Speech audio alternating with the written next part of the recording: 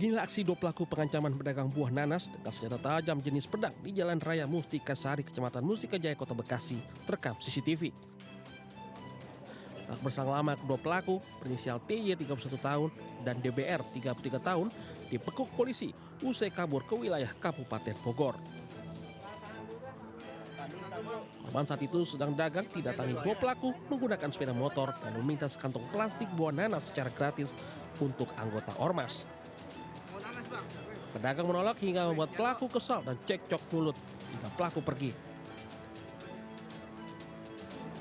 30 menit berselang, kedua pelaku datang kembali dan kembali terjadi cekcok mulut hingga pelaku mengancam menggunakan senjata tajam.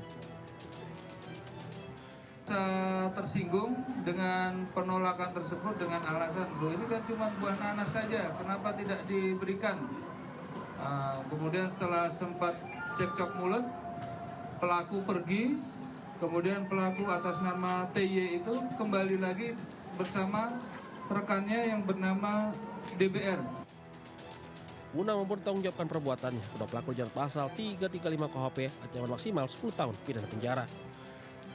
Dari Bekasi, Jawa Barat, Rahmat Hidayat melaporkan.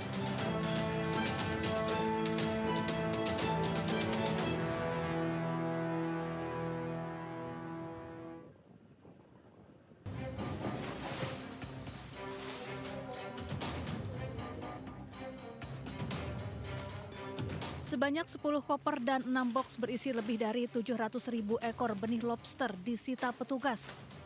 Benih lobster jenis mutiara dan pasir senilai 38,4 miliar rupiah sedianya akan diselundupkan ke Vietnam. Polisi juga meringkus 6 orang, di mana 5 diantaranya merupakan petugas kargo bandara dari maskapai Lion Air. Keenam orang ini kini ditetapkan sebagai tersangka.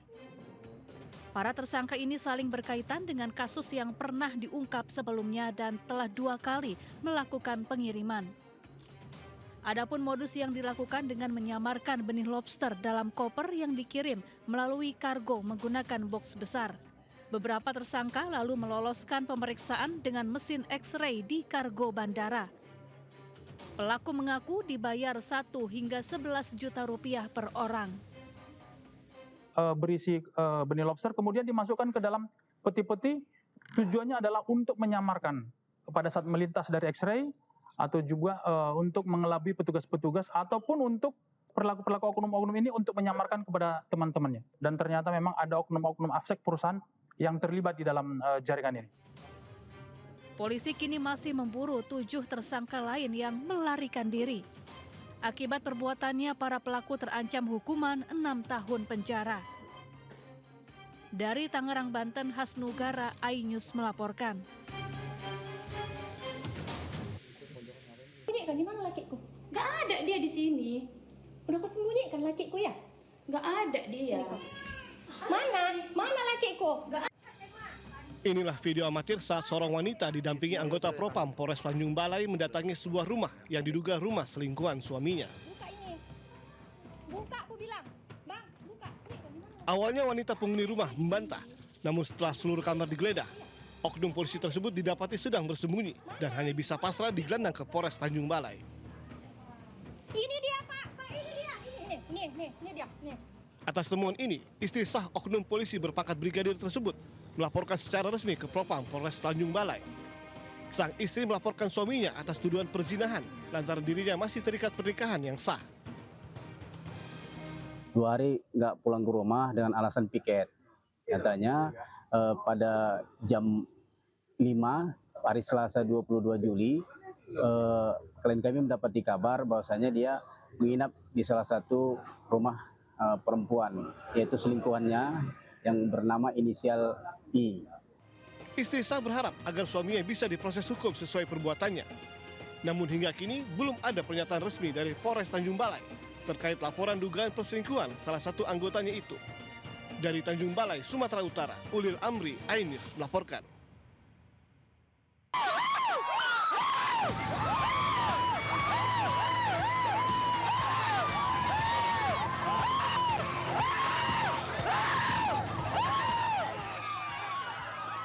Petugas menangkap 7 pelaku pencabulan dan pemerkosaan terhadap korban berusia 14 tahun di Kecamatan Tutur, Kabupaten Pasuruan, Jawa Timur.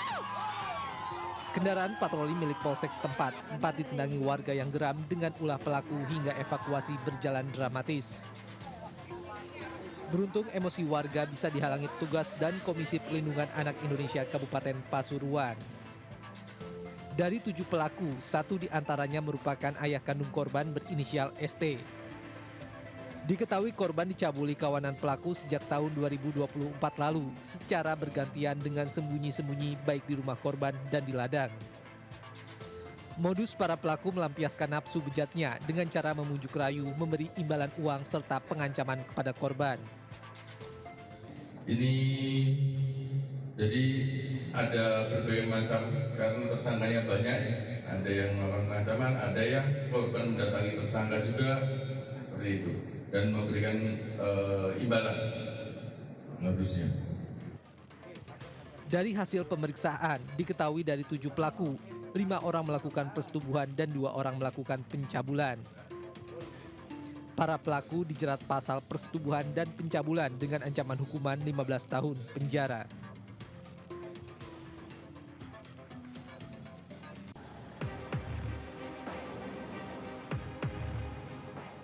Selebgram Erika Karlina diperiksa selama 4 jam di Subdit Renakta di Treskrimum Polda Metro Jaya. Ia diperiksa terkait laporannya atas dugaan pengancaman dan penyebar luasan data pribadi yang dilakukan oleh mantan kekasihnya. Erika mengatakan ancaman tersebut ada di dalam grup fanbase mantan kekasihnya yang beranggotakan 500 orang. Erika juga menduga informasi kehamilannya yang selama ini ditutupi disebar oleh mantannya di grup tersebut. Aku melaporkan ke minta perlindungan hukum karenanya ada ancaman yang membahayakan janin aku. Kalau tidak pasti sampai kapanpun ini tidak akan terekspos. Karena selama 9 bulan aku berhasil kok nutupin ini kok. Dalam pemeriksaan yang tidak didampingi oleh keluarga, kerabat maupun kuasa hukum, Erika membawa sejumlah barang bukti, termasuk foto USG dan data pribadi yang disebarluaskan tanpa izin oleh mantan kekasihnya.